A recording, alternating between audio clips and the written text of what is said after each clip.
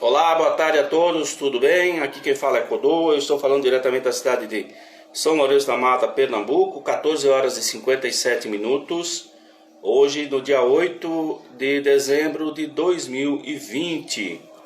Hoje completa 2 anos da denúncia feita ao programa Entrevista com Bial sobre o médium de Goiânia, ou o médico de Abadiânia, João Teixeira de Faria, ou João de Deus. E para lembrar esse dia, nós vamos chamar aqui a nossa querida Ana Paula Santiago. Ana Paula Santiago, que foi uma das vítimas de João de Deus, enquanto ela procurava a cura para o seu pai na cidade de Abadiânia, e foi uma das vítimas dos abusos sexuais cometidos pelo suposto médium João de Deus. Nós estaremos com ela daqui a pouco, às 15 horas, ela vai estar aqui conosco e também vamos ver a história dela, a história de outras mulheres, a história daquele pessoal todo que sofreu e que passou aquelas situações constrangedoras com o médium goianiense. Eu também estive lá na época, fui contador da casa de Dom Inácio de Loyola, também presenciei. Então hoje estaremos aqui trabalhando, conversando, duas vítimas em tempos diferentes, na verdade.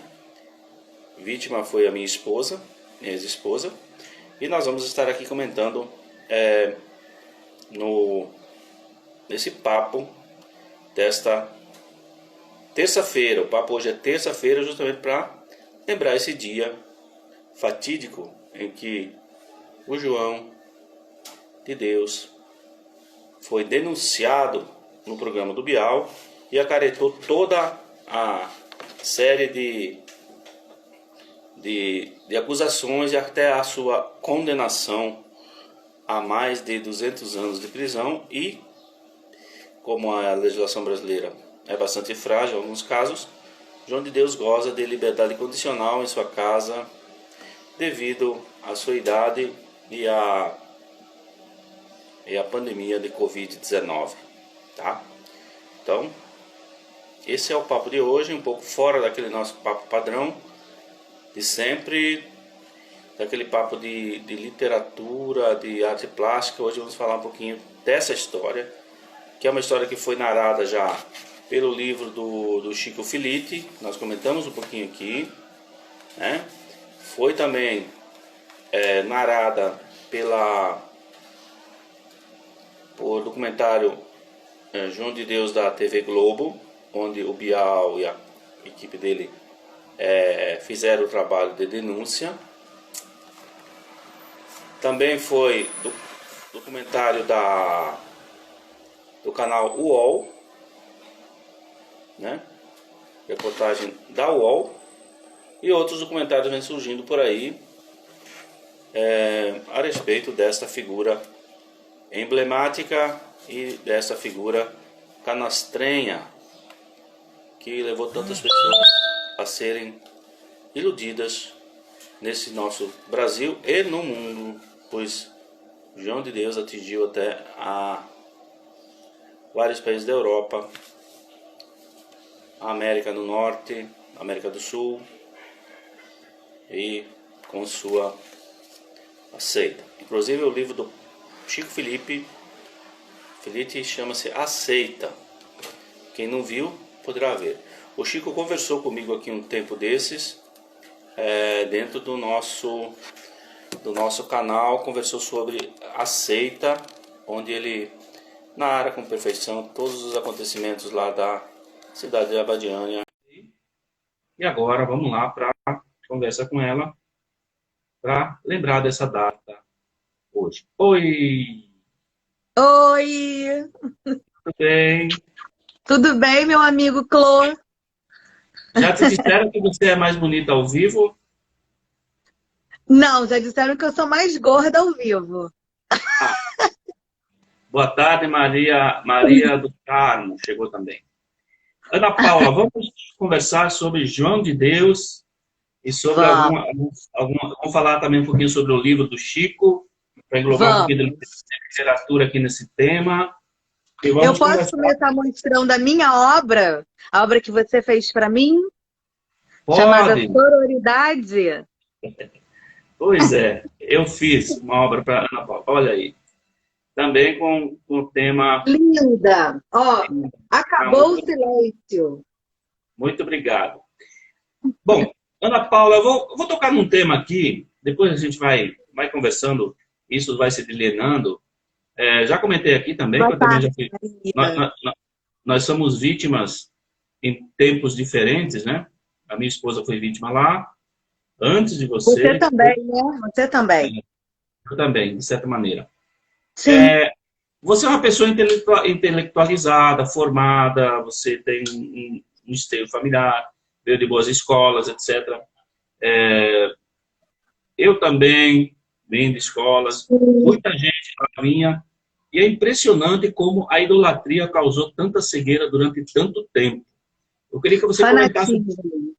me comentasse um pouco da sua fase fanática, se você chegou a ser fanática dele, se você defendeu ele, até que Sim, período. não, eu acreditava ali, né? Uhum. Até que período. É. ah, Me conta por que você sugere que acontece isso, essas coisas. O que acontecia com a Olha, gente? o que aconteceu comigo? Hum, Meu pai estava com uma doença muito séria, né? Que era um tumor cerebral. E o neurologista tinha dado poucos meses de vida para ele. Meu pai espírita, ele foi buscar cirurgias, tratamentos espirituais, na verdade, tratamentos alternativos, né? Porque a medicina convencional já não poderia fazer muita coisa. Ele já tinha passado por cirurgia, quimioterapia, radiocirurgia, radioneurocirurgia, radioterapia, aquilo tudo, todo aquele tratamento.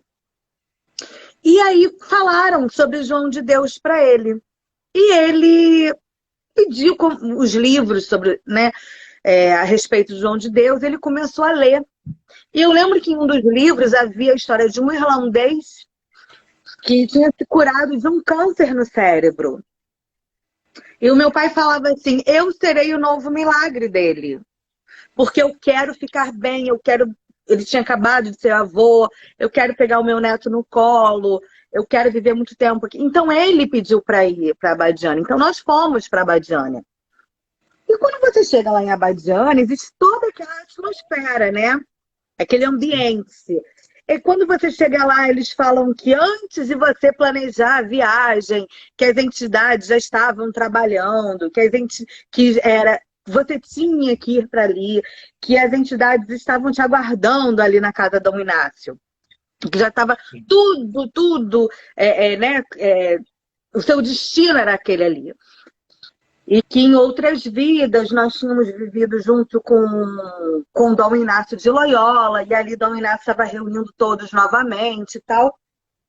E você começa a acreditar realmente, porque você olha as pessoas falando você escuta as pessoas falando sobre as curas, e aí você começa a ver aquelas cirurgias com corte, com tesoura no olho, e com sangue, né? E as pessoas falando, eu sou um milagre, eu fui curada, as pessoas no palco, né, falando, você acaba acreditando.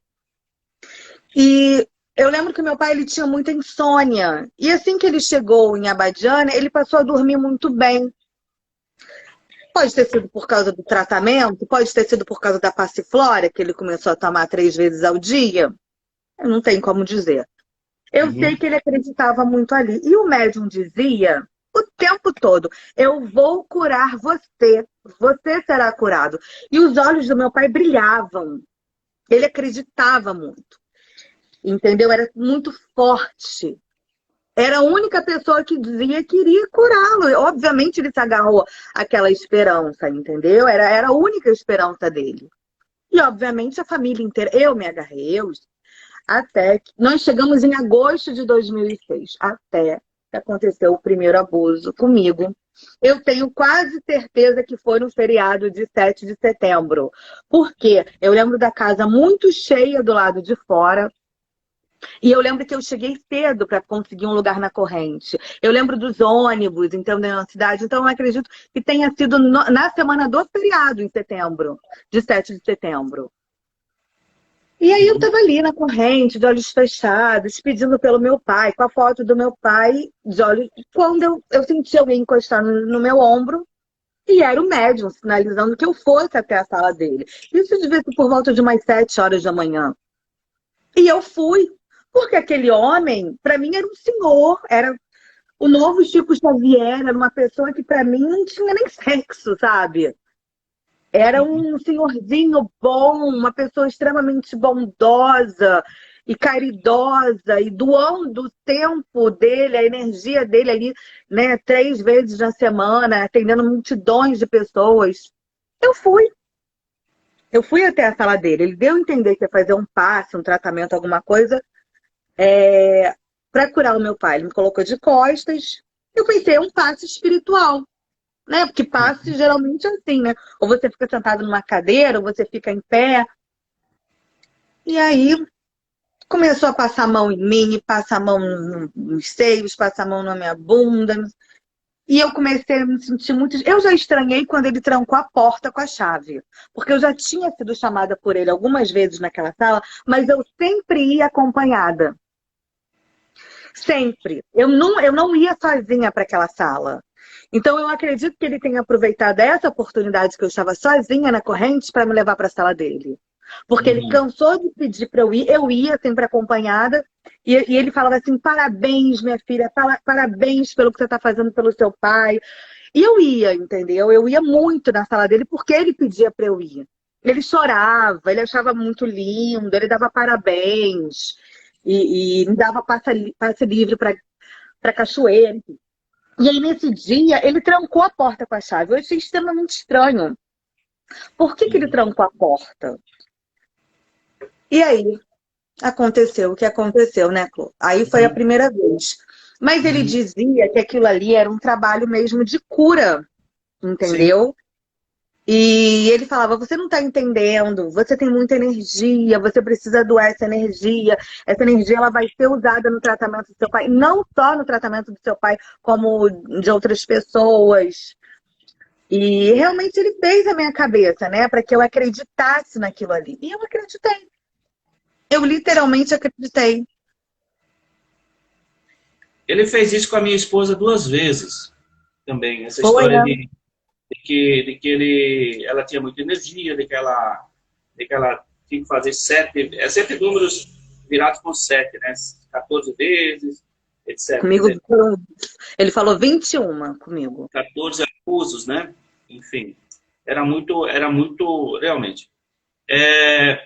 O que você pensa quando eu cheguei nos primeiros tempos lá, eu também procurei entender logo de cara, eu era muito, muito cético.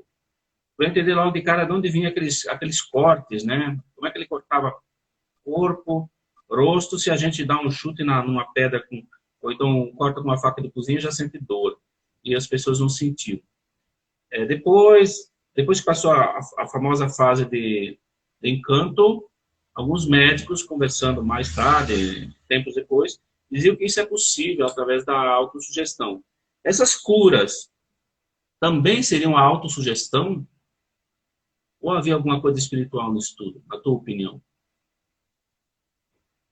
Ou não havia Clô, cura? eu acho o seguinte: se ali existia alguma coisa espiritual boa, se afastou já dali há muito tempo. É o que eu penso, é o que eu acho.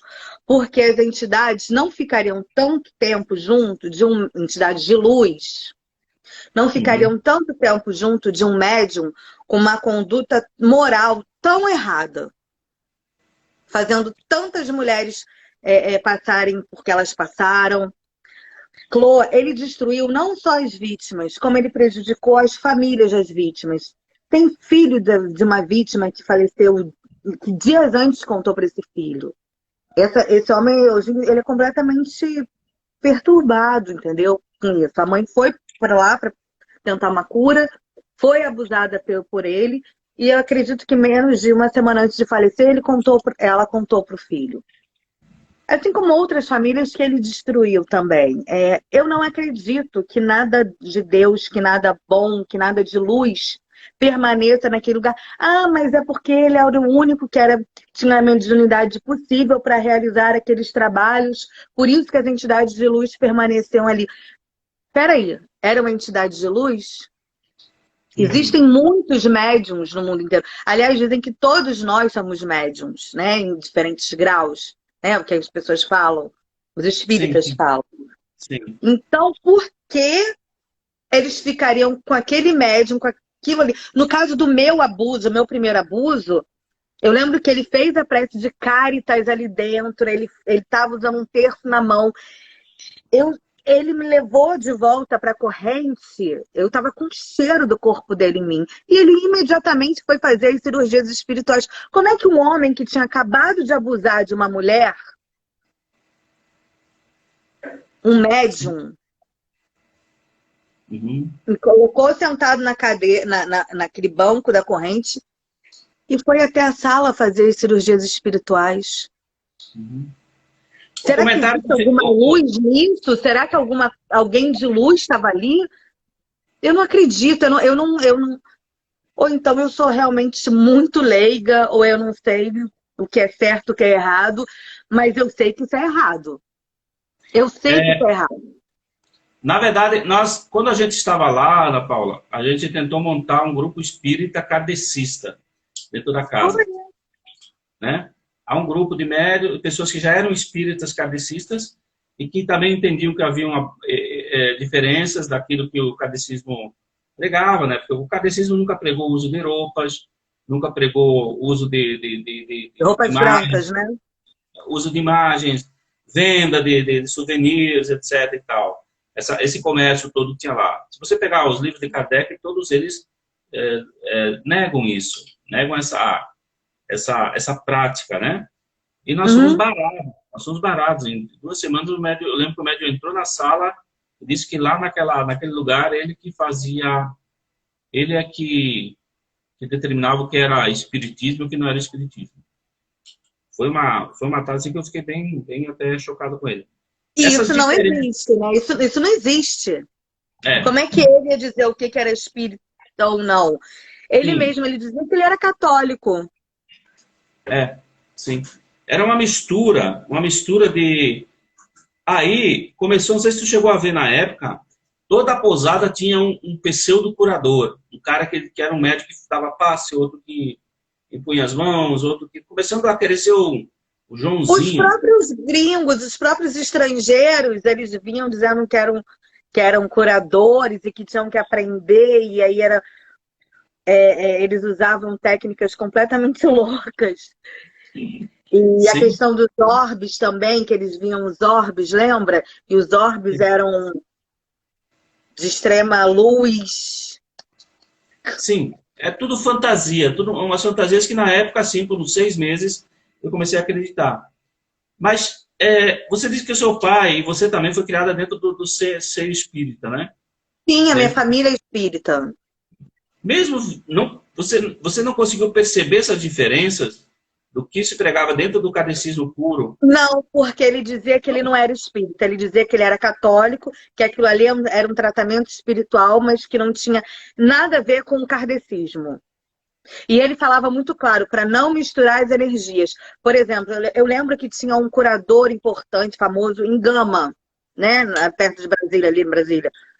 Sim. E eu lembro que uns gringos foram para Gama uma vez, e quando eles passaram em frente ao médium, o médium deu um escândalo, falando que não podia misturar energia, que eles não podiam ter ido lá, praticamente expulsou esses gringos dali da cidade. Realmente deu uma bronca, e ele deixava isso muito claro: aqui não é o que vocês conhecem, aqui não se mistura energia, aqui é o tratamento da casa, o que acontece aqui. Entendeu? Bom, então a gente acreditava, porque ele dizia que era um pedacinho do céu, era uma coisa completamente diferente de qualquer outro lugar no mundo. Pessoas do mundo inteiro, celebridades, autoridades. Eu sentava perto de pessoas importantes, de mulher, de gente super importante dentro do Brasil, entendeu? Então, mas ele fazia uma coisa que muito evangélico faz. Ele usava o catecismo quando lhe era conveniente, porque existe uma passagem no livro de André Luiz que diz que o Brasil é a seara do mundo, que vai ser no Brasil que vai se renovar o mundo. E houve momentos que eu vi ele falando isso, que lá no lugar onde ele estava, Badiânia, era o lugar onde André Luiz teria mencionado nos livros de Chico Xavier. Aí tem Chico Xavier. uma foto enorme lá dele com Chico Xavier em determinado momento da vida, que ele foi visitar ele em Uberaba. E ele utilizava passagens do Espiritismo, passagem do Catolicismo. Olha, ele usava muito isso. Você já soube como foi essa visita do João de Deus ao Chico Xavier? A Chico Xavier? Depois você tenta ver como aquela foto ali passa uma imagem completamente contrária do que foi realmente a visita. Não, ele comentou na época que Chico Xavier teria recebido ele, teria dito, você é meu filho, meu representante, etc e tal, alguma coisa desse tipo, né? Hoje eu não acredito. Sinceramente, eu não creio que tenha sido dessa maneira. Eu vou ter que, eu não pesquisei sobre essa questão ainda não. Pois é, dá uma olhadinha que aí você vai entender o porquê, inclusive do Chico estar ali sentado e ele em pé e passando. Sim. Bom, nesse circo todo que foi, esse circo de horrores que foi João de Deus em Abadiânia, as pessoas ao seu redor foram criando uma espécie de máfia, oportunistas, pessoas que acabaram endossando tudo que ele fazia. Hoje, fora do ambiente, muitos anos depois, a gente reconhece cada um deles, que na época eram seus defensores.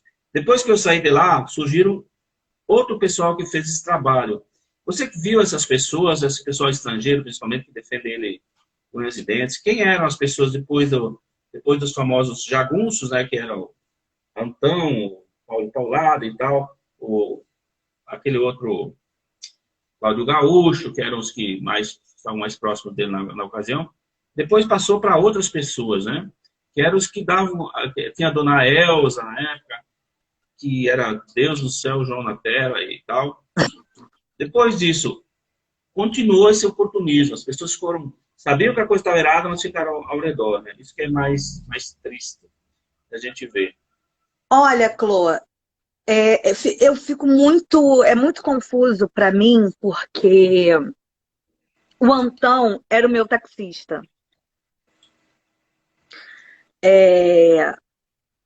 Outras pessoas ali que foram citadas nessa situação toda me tratavam extremamente bem. Eu não sei se era por causa do meu pai, infelizmente tinha uma influência. Quando a gente chegou ali na cidade, a gente teve um tratamento bem diferenciado. Uhum. Ou se, para mim, eles só mostraram o lado bom. Quando eu estava ali, em momento algum eu fui maltratada, eu fui destratada. Sim. Eu levei um tapa no rosto da dona da pousada, que eu contei sobre o primeiro abuso, realmente, que eu estava muito alterada, estava mesmo. Inclusive, aquele tapa, eu já conversei com ela depois de tudo, já nos entendemos. E aquele tapa, inclusive, ela diz que ela deu porque eu estava muito nervosa. E ela ficou preocupada comigo. Teve uma enfermeira que pediu que eu me calasse, que eu perdoasse, e falou, inclusive, dessa estrangeira que tinha sumido, que eu acho que foi aquela alemã que sumiu, mas, por favor, para eu ficar quieta. Fora isso, as pessoas me trataram muito bem em Abadiânia. Chloe, eu fiz alguns amigos em Abadiânia que eu vou levar para o resto da vida no meu coração. Existem pessoas boas ali. O Antão era o meu taxista. O Divino Sardinha era o meu taxista. Eu fiz amizades ali. O Reginaldo, né, que chegou a ser denunciado. O Reginaldo, eu sempre tive um carinho por ele, porque sempre me tratou muito bem, entendeu? Eu lembro que foi um episódio que invadiram a casa onde eu morava com meu pai, tentaram assaltar, e o próprio médium pediu que Reginaldo providenciasse, fizesse segurança de lá. Então, eu sempre conheci um lado muito bom dessas pessoas, entendeu? E, infelizmente, eu não tenho como falar sobre isso, porque eles não fizeram. Para mim, eu estava ali cuidando do meu pai, então eu acho que eu não tive muito tempo de ver o que acontecia ao redor. Então, eu não tenho como falar. Eu só tenho que dizer o seguinte: naquela cidade também existem pessoas boas. Então, quando as pessoas falam que a cidade inteira sabia, que a cidade inteira era conivente, que a cidade inteira participava, eu não posso concordar. Porque eu sei que muitas pessoas não participavam, principalmente as pessoas que moravam no outro lado da avenida, entendeu? Que são pessoas boas, são pessoas que me procuram hoje e falam, Ana Paula, hoje em dia eu como pão com ovo, mas eu como pão com ovo feliz, porque eu sei que o monopólio que acontecia ali acabou. Eu sei que agora a gente vai poder ter liberdade para fazer as nossas coisas, entendeu? Sim. Agora, o que acontecia ali dentro, eu sei das pessoas. Eu contei para algumas pessoas sobre os meus abusos. E todas essas pessoas, os nomes dessas pessoas, já estão com o Ministério Público. Então, a voluntária, quando eu contei o que acontecia ali, e ela me aconselhou, continue indo, porque assim que seu pai vai ficar curado, o nome dessa voluntária, que era muito respeitada, eu dei ao Ministério Público. A mãe que estava ali em tratamento com o filho, com a filha, que eu contei e que hoje em dia defende publicamente João de Deus, o nome dela também está ali, entendeu? Outras pessoas para quem eu contei, a dona dessa pousada, o nome também, todas as pessoas, a enfermeira, todas as pessoas que eu tive coragem de contar, o Ministério Público sabe. Se elas não foram denunciadas ou se não conseguiram descobrir nada, isso eu não tenho como falar, eu não tenho como.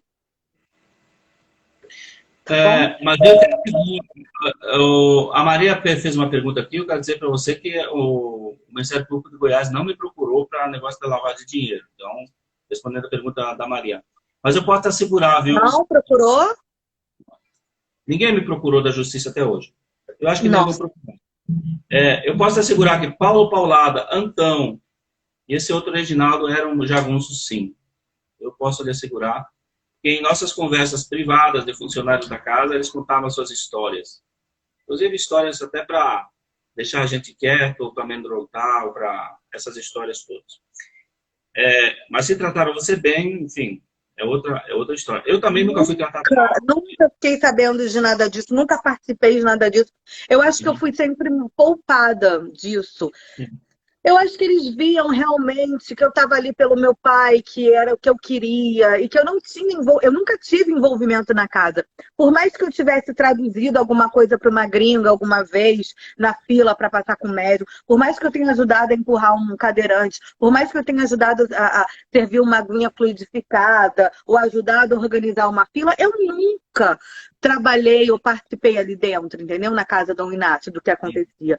Então eu acho que não tinha nem por que ficar sabendo daquilo ali, entendeu? De algumas coisas ali. Mas a gente ficava Porque sabendo primeiro. eu sei, por exemplo, das esmeraldas, porque algumas vezes, inclusive, eu estava na sala do João de Deus e um brincava com o outro, chamava inclusive pedra de criptonita, enfim. Mas para mim aquilo ali era uma coisa normal, legal, era o comércio que tinha ali. Eu nunca quis saber também o que acontecia ali. E, sinceramente, prefiro deixar com a justiça para a justiça resolver e investigar, porque eu não tenho por que me envolver nisso. Porque se realmente existe todo esse perigo, tudo isso por trás, eu não quero me envolver. Não quero saber.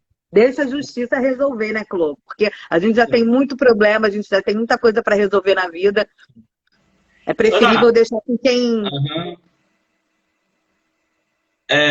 Daquele período em que você foi abusada, seu pai faleceu, que você perdeu o encanto com o João, até a denúncia agora do Biel, passaram-se quantos anos?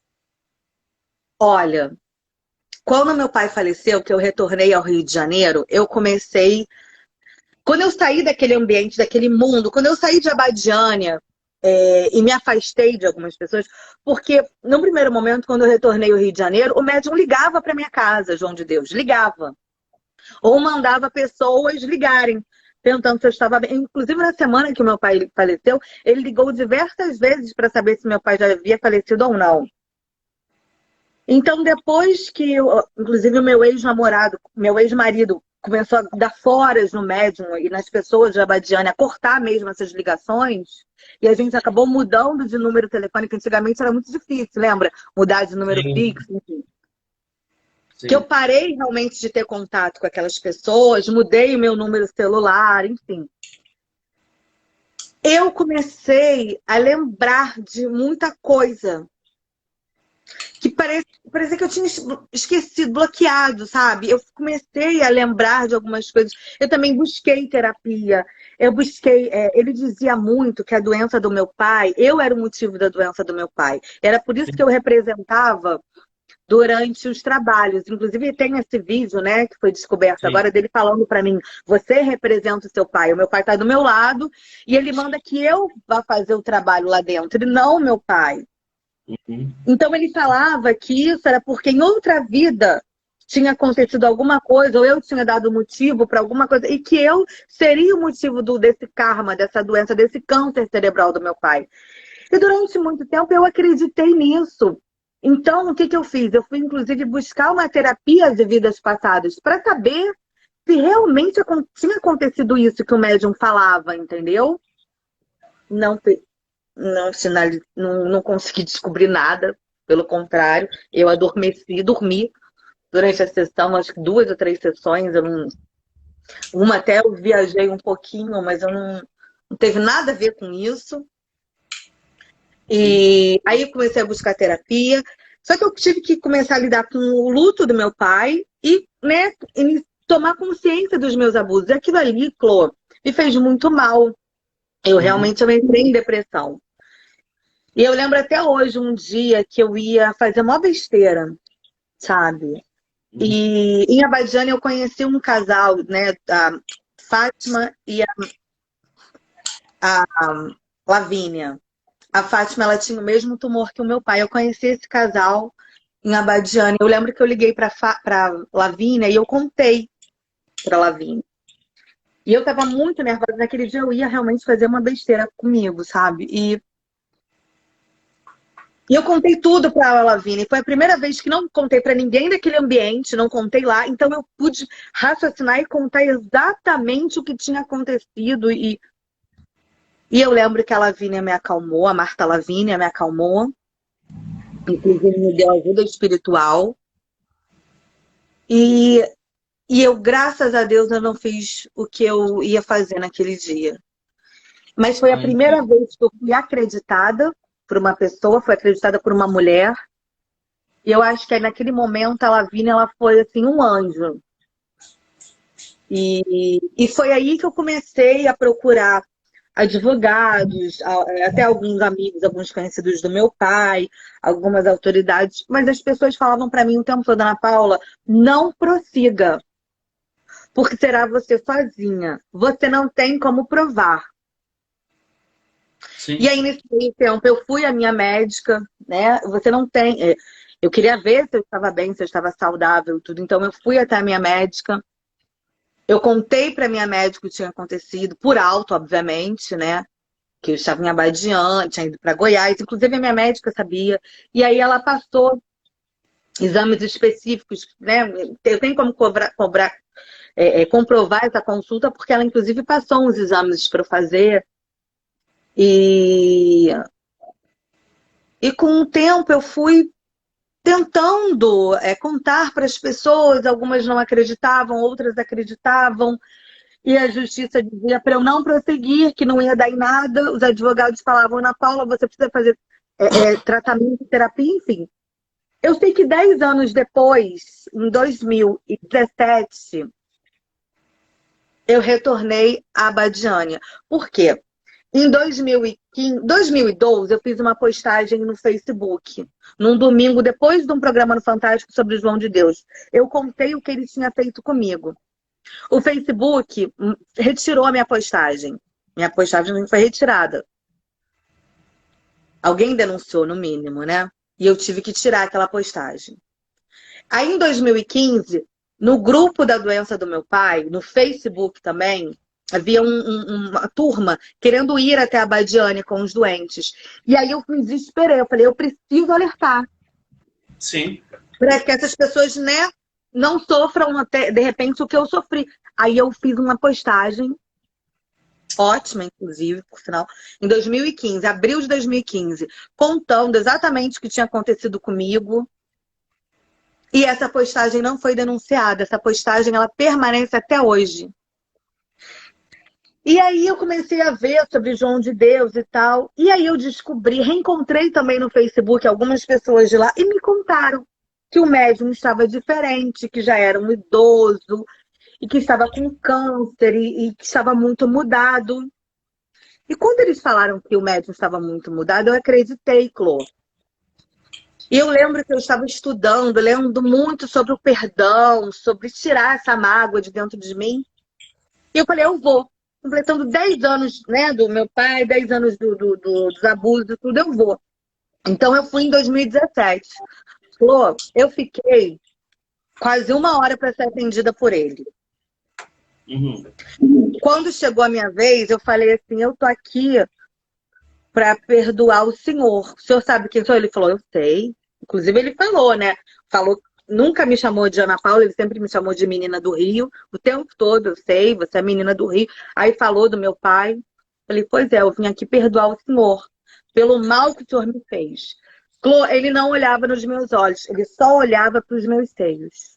O tempo todo, enquanto eu falava com ele, ele só olhava para os meus seios. Quando eu terminei de falar, ele deu um sorriso tão cafajeste e falou assim, vai à sala do médium. Que coisa. Eu estava ali para perdoá-lo, hein? Para tirar uma mágoa. Chloe, eu queria sumir dali. Eu sentia assim, um lixo. Eu me senti um nada. Eu fui para a sala de passes antes de sair da casa, eu chorava tanto, mas tanto. Você não imagina.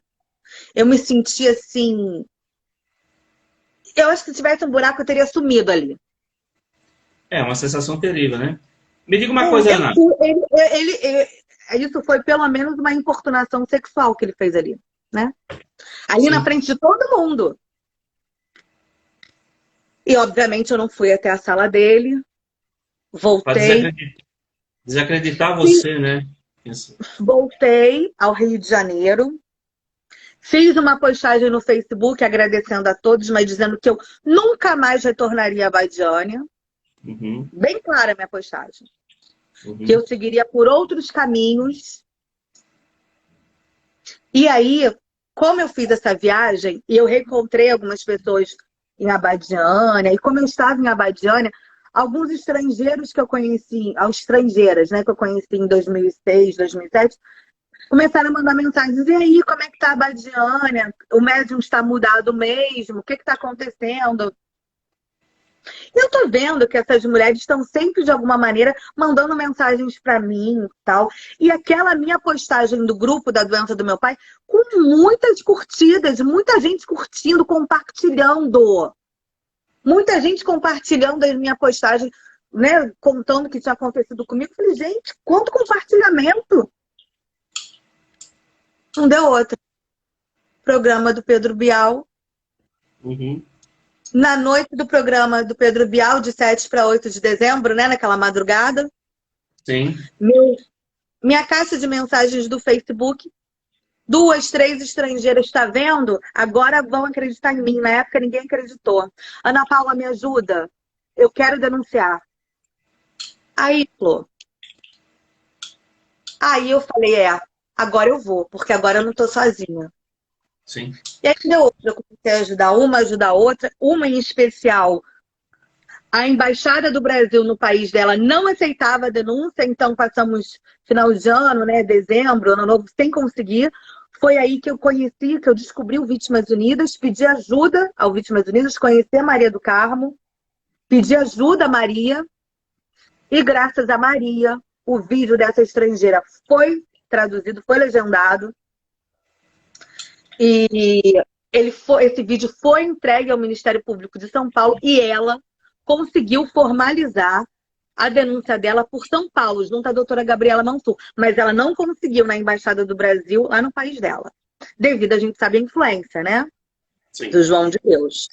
E eu vou te dizer que na quarta-feira, lembra, depois do programa do Pedro Bial, quando ele voltou à casa para atender, Sim. como se tudo tivesse acontecido, me bateu um desespero tão grande de manhã, porque eu lembrei de todas aquelas mulheres, primeiro da Zahira, da Amy no programa, depois de todas aquelas mulheres me procurando, pedindo ajuda, eu ali tentando ajudar, e ele indo, né, atender. Então, eu imediatamente, isso de manhã, eu mandei um e-mail para a doutora Gabriela Mansur, para a Força Tarefa Somos Muitas em São Paulo, e eu lembro, Clô, que quase meia-noite a doutora Gabriela me respondeu. E aí, Clô, foi a primeira vez que eu fui acreditada por uma autoridade. E ela falava assim, estou muito triste com o que aconteceu, conte comigo para o que precisar. Aí, Clô, Foi aí uma... era o que Sim, eu precisava, era o apoio que eu precisava. certo. E aí eu fui, eu ajudei as vítimas, me preparei para fazer a minha oitiva. Eu comuniquei ao Ministério Público. E aí eu fui me preparando para a minha oitiva psicologicamente, porque primeiro que eu já tinha deixado tudo meio que guardado, né, dentro de mim. Eu já tinha, infelizmente, me calado, né? Então eu tive que me preparar novamente para gritar isso tudo. Como eu tentei gritar e as pessoas falavam que para eu não prosseguir. E aí eu fui seguir em frente e não parei mais.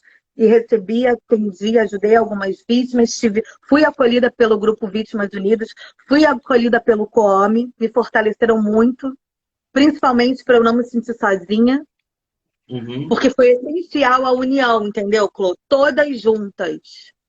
Sim. Uma fortalecendo a voz da outra. E aí a minha médica, aquela médica para quem eu contei que passou os exames, me mandou uma mensagem assim: Aninha, eu vi o programa, eu lembrei de você na hora.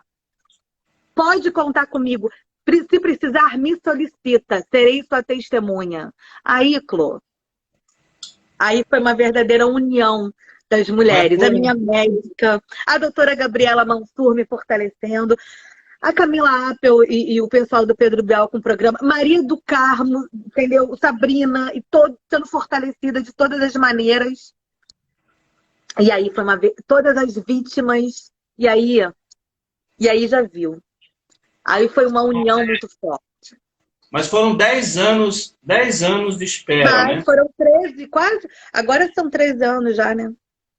Incrível que quando você voltou lá a querer perdoar o médium, dá a impressão que você queria acreditar que aquilo tinha sido apenas um sonho, um pesadelo, que a gente realmente era uma força muito grande, uma influência muito forte que ele exercia sobre a gente.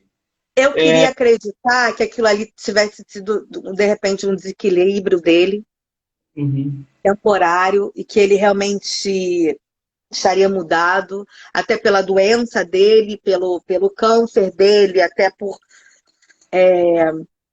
tudo aquilo. Mas Uhum. ele não só mudou, como ele ali me assediou na frente de todo mundo, né? É. E Sobre isso aí, Ana Paula, eu queria, já aproveitando que você está nesse item, eu quero responder só uma coisa para a Maria, que ela perguntou aqui se os funcionários sabiam. Porque no final dos expedientes da sexta-feira, quando a casa terminava e havia os pagamentos que eram semanais, o pessoal, a peonada, vamos dizer assim, os funcionários ficavam sentados. E sempre tinha esse pessoal que eu comentei anteriormente. Eles contavam as histórias de João, contavam as vantagens de João. Então, alguns sabiam, outros... Então, é nesse sentido que eu quero dizer, responder a pergunta da Maria do Carmo. Bom, sim, olha, desculpa. vou fazer a pergunta que aí você continua no mesmo tom. É, quando você diz que ele queria mudar e tal, a mente dele era tão poderosa, era uma mente assim, manipuladora. Ele é psicopata, comprovadamente psicopata, tem problemas de sociabilidade, ele não gosta de preto, de pobre, de mulher feia. Isso a gente sabia lá, ele falava abertamente isso. Meu Tanto é que Deus, ele chegava de manhã lá, se encontrasse alguém na porta pedindo esmola, ele mandava escuraçar. Eu vi isso várias vezes. Eu Ele, soube dos cachorros, mas não sabia disso, não. ele era um homem mau, ele é um homem mau, enfim. Mas quando eu fiz a minha postagem, depois que saiu o Pedro Bial, teve gente que veio perguntar para mim, por que você não denunciou? Imagina você, uma família super influente que você tem.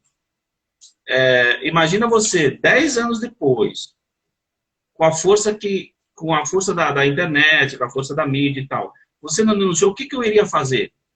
Isso me deixa muito triste, porque parece que a palavra da gente só valeu agora.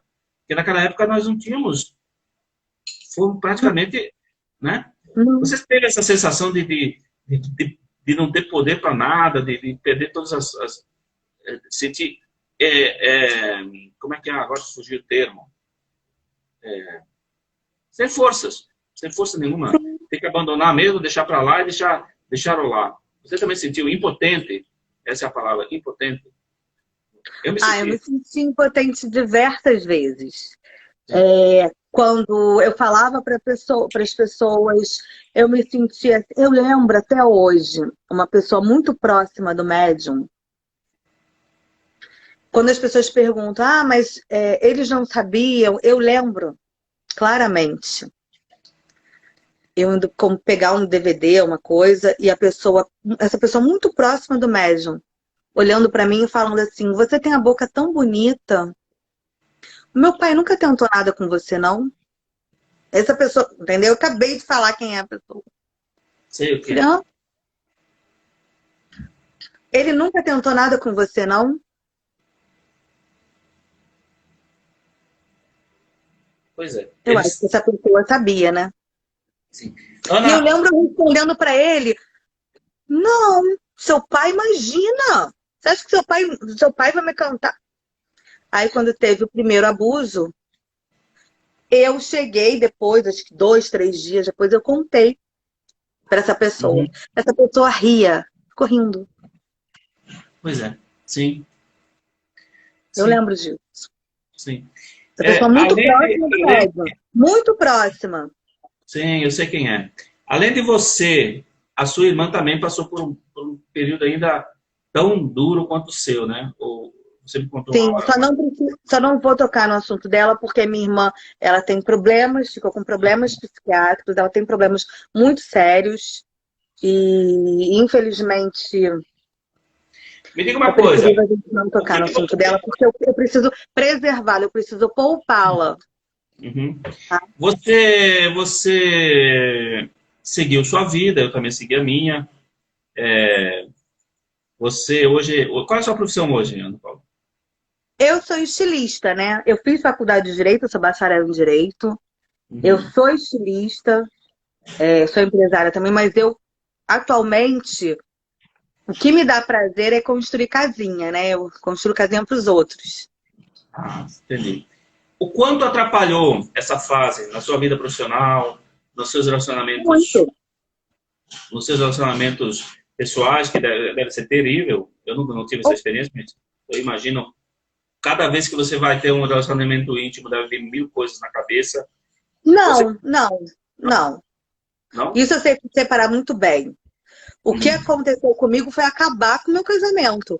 Porque eu contei para o meu ex-marido, o meu Uhum. ex-marido não soube lidar com isso e começou a procurar fuga no álcool. Eu lembro do meu marido ligando, a polícia ligando para mim de madrugada, dizendo que estava com o meu ex-marido num pedágio porque ele queria ir para Badiânia matar o médium ou tirar satisfação com o médium João. Isso de madrugada. Diversas vezes eu briguei com meu ex-marido, diversas vezes. E ele citou o nome do João de Deus porque ele não aceitava. Porque eu continuei ali. Por que que Uhum. não pedi ajuda para ele? Ele simplesmente ia matar o médium se eu falasse ali na hora, né? Sim. E ele dizia para mim que ele ia curar o meu pai, que aquilo ali era tratamento espiritual. E ele falou, Ana Paula, como é que você não enxergou? Uma menina, uma mulher inteligente como você é estudada, eu não enxerguei. Eu Sim. acreditei. A gente E eu volta ao ponto. acreditava. Porque eu não, ele dizia com tanta certeza. E aí você chegava lá fora, tava a mulher toda cortada de sangue, sem sentir uma dor. A outra dizia que tinha que se curado disso. O outro dizia que tinha se curado do câncer cerebral igual meu pai. Eu acreditava. Sim. Eu acreditei. E ele usava o nome de Deus, ele orava, ele fazia prece de Cáritas, Ave Maria, Pai Nosso. Nunca fazia inteira, não. Ele fazia sempre a mesma, engraçado que era sempre o mesmo trecho. Parecia que ele decorava. Ele usava o terço na mão, ele apontava para a entidade do Dr. Augusto de Almeida, dizia que o Dr. Augusto de Almeida tomava conta de mim. Ele tratava todo mundo com grosseria naquela fila de atendimento. Quando chegava a minha vez, ele me chamava, o que você quer, meu amor? Ele ficava horas ali, dizendo que era entidade. Horas, eu ajoelhava na frente, eu ficava muito tempo ali na frente. Então eu acreditava, porque comigo ele era sempre muito bondoso, muito caridoso. Eu lembro diversas vezes eu chorando, entrando naquela fila do atendimento do médico, só de eu estar ali chorando, ele levantar daquela poltrona para me abraçar ali na frente de todo mundo. Tinha um trono especial que ele colocava ao lado da poltrona dele para eu ficar ali na corrente ao lado dele. Porque ele dizia que eu representava o meu pai. E ali ele falava assim, hoje tem um tratamento especial para o seu pai. Coloque uma cadeira aqui do meu lado. Eu sentava ao lado dele, ficava às vezes de manhã e de tarde ao lado dele naquela corrente de oração. Como é que eu não ia acreditar? Uhum.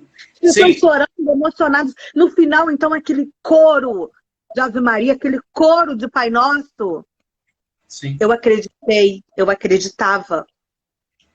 E ele falava o tempo todo, eu vou curar o seu pai. Ana, eu tenho um vídeo, uma semana antes do meu pai falecer, 16 de fevereiro. Ele incorpora a entidade Dom Inácio de Loyola, ele fala, eu sou o patrono desta casa. E aí, um pouco depois, ele vira para minha família e fala, agora eu vou iniciar a cura do seu pai. 16 de fevereiro de 2007. Meu pai faleceu dia 25 de fevereiro de 2007. Eu tenho esse vídeo. Esse vídeo está com o Ministério Público de Goiás.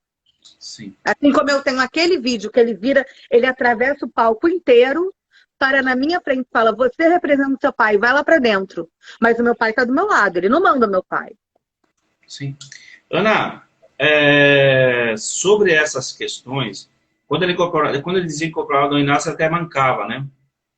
Nesse vídeo que eu tenho, alguém pergunta porque ele não está mancando. Uhum. E aí ele vira e fala assim, eu não preciso mancar para... Aí eu acho que ele pega um papel, faz uma assinatura, alguma coisa assim. Nesse vídeo que eu tenho, inclusive alguma pessoa pergunta, uma pessoa da plateia, por que ele não estava mancando. Ele fala que ele não precisava mancar. Sim. Imagina a dimensão do estrago que ele fez, que faz, né, um caso desse, com família, com pessoas próximas, e você passou a ser desacreditada em certo momento até por familiares, né?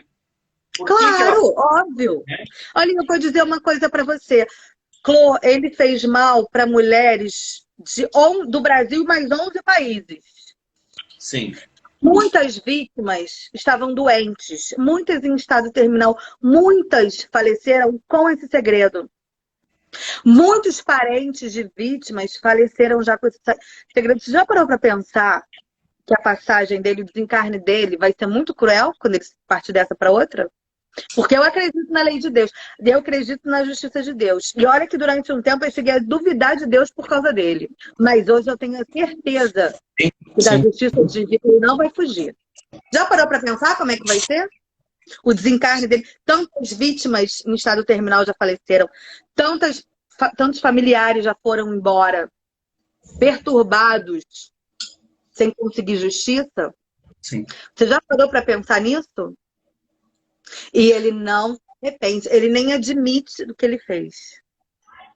E existem pessoas que até hoje o defendem. Você acha realmente que algum espírito de luz ficaria tanto tempo ao lado de um médium com a conduta moral tão errada? Moralmente, dessa maneira? Eu entendo. Ana, eu sei que para você é super difícil esse papo, mas nós comentamos antes, né, quer dizer, ao pessoal que está nos assistindo, de que antes dessa nosso papo, a Ana concordou em conversar sobre o assunto, então... Olha, Eu falo claramente, eu fui vítima, eu não sou mais. Hoje Uhum. eu quero justiça e eu quero ajudar todas as mulheres que me procurarem, vítimas de João de Deus ou vítimas de outros abusadores. E qual pode ser abuso físico? No meu caso, eu sofri abuso físico, eu sofri abuso da fé, abuso psicológico, eu sofri abuso patrimonial, porque ele dizia que tinha que fazer doações. Eu cheguei a pagar a faculdade de uma mulher ali, porque ali na casa Dom Inácio, porque foi necessário. Eu lembro disso, 2006, 2007. Então eu sofri esse tipo de abuso. O abuso nem Sei. sempre precisa ser o físico, entendeu? Então eu estou aberta, eu estarei sempre disponível a todos que me procurarem pedindo ajuda. Porque quando eu pedi ajuda, poucas pessoas me ajudaram. Depois do Pedro Bial, quando estreou a minissérie da Globo, eu recebi mensagens no meu Facebook. Ana, eu queria, eu me sinto culpada, porque você me pediu ajuda e eu não te ajudei. Ana, eu queria pedir perdão, porque eu não acreditei em você. Ana, ou Paulinha, poxa, eu pensava assim, nossa, se aquela menina, filha do sei quem, se ela tivesse sido abusada por senhor, pelo João de Deus, que ela consiga fazer justiça. Mas eu sinto muito que eu não te dei um ombro amigo na época. Minha caixa tá cheia de mensagens assim. Cheia, Flor. Cheia. Ana, daqui a 3 minutos, infelizmente, o Instagram vai Vai nos cortar. Para É, finalizar, 2 anos depois da denúncia, finaliza aí e vamos até o final. Quando cortar, corta. Eu quero agradecer muito você e dizer que você é uma guerreira mesmo. Eu tenho muita admiração por obrigada. ti. Eu queria que Você é você meu finalizasse. amigo, Flor. Eu não Eu chamo queria nem de codô, pra mim é Flor. um papo. 2 anos depois, hoje marcam 2 anos da primeira denúncia. O Sim, que hoje. você está satisfeita? Tem muito ainda a andar? O que você espera no final dessa história toda? Olha, eu penso o seguinte, que para quem era o todo-poderoso e intocável, intocado, né? Acima de Deus praticamente, o próprio Deus encarnado, né? Eu acho que tá muito bom do jeito que tá indo com ele. Ele está em prisão domiciliar, mas é um direito dele, porque ele é grupo de risco, e não deixa de ser cumprimento da justiça. Claro que ele deveria voltar, até porque o lugar de estuprador é na cadeia. Eu tenho vergonha de quem passa pano para estuprador, ainda defende João de Deus condenado. Enfim, agora, o resto realmente eu acho que está indo muito devagar. Mas a gente também não pode cobrar muito, porque estamos vivendo uma situação atípica no mundo inteiro, que é a época da pandemia, entendeu? O que a gente pode fazer é torcer para que tudo dê certo. Ele ainda tem que ser julgado em mais 9 denúncias, né? O Ministério Público disse que não vai oferecer mais nenhuma denúncia. Então vamos aguardar, vamos ver no que vai dar. Para mim, para quem era todo poderoso, só de já ter passado Natal, Ano Novo preso, enfim. Agora é esperar e ver no que vai ser, né? No que vão. Então tá bom, Ana. Tá? Beijão. Obrigado. Obrigada, E meu dizer amigo. que, mensagem final minha agora, não acreditem em coisas fáceis e não acreditem que o milagre vem por homens, por pessoas. A fé é uma ferramenta que pode ser manipulada Sim. muito facilmente mesmo, e leva a isso tudo aí, tá bom? Beijo. Esse vídeo estará no meu Instagram, no IGTV, vai estar também no YouTube e no Facebook, tá bom? E aí a Maria do Carmo participa no final dizendo que a lentidão do Ministério Público de Goiás não tem nada a ver com a pandemia. Pois é. Lá é difícil mesmo, a influência dele é muito forte. Um beijo, Ana. Tchau, tchau, Maria. Grande Tchau, abraço a obrigada, todos. obrigada.